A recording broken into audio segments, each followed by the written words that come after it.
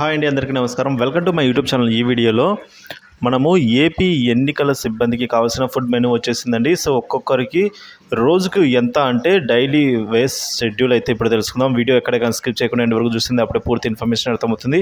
అలాగే వీడియో నచ్చినట్టయితే ఒక లైక్ చేయండి. ఇంకా సబ్స్క్రైబ్ చేసుకున్నట్లయితే మన ఛానల్ సబ్స్క్రైబ్ చేసుకున్న ద్వారా నేను చేసే ప్రతి ఒక్క వీడియో మీ వరకు రీచ్ అవుతుంది. ఎన్నికల సిబ్బందికి మెనూ అండి.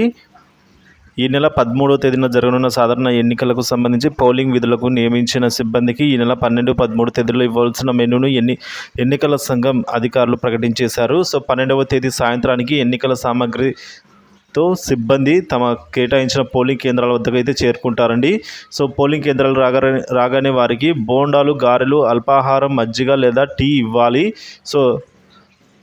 ఇస్తారండి. వీటిలో స్నాక్స్ లాగా. ఇక రాత్రి 7:30 చపాతీ, రోటీ, అన్నము, ఆకుకూర పప్పు, రోటీ, పచ్చడి, టమోటా, ఆలు, రసం, పెరుగు, వడియాలు, అరటిపండు కూడా ఇంక్లూడెడ్ అండి రాత్రి మెనూ డిన్నర్కి. ఇక పోలింగ్ రోజైన 13వ తేదీ ఉదయం 4:30 ఉదయాన్నే అండి టీ, 5 గంటలకు వచ్చేసి వేడివేడి ఇడ్లీ, గారె, 2 గారెలు, చట్నీ ఇవ్వాలి.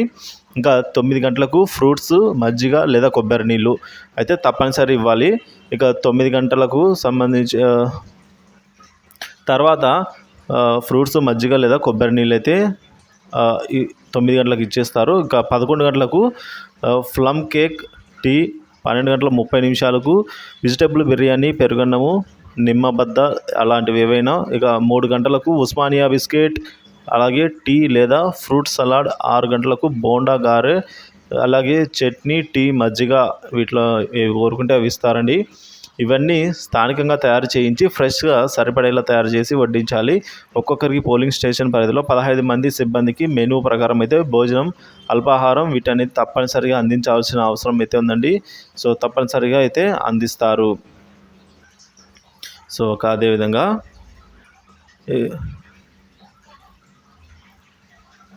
ఇదే అండి మెనూ. సో దీనికి సంబంధించి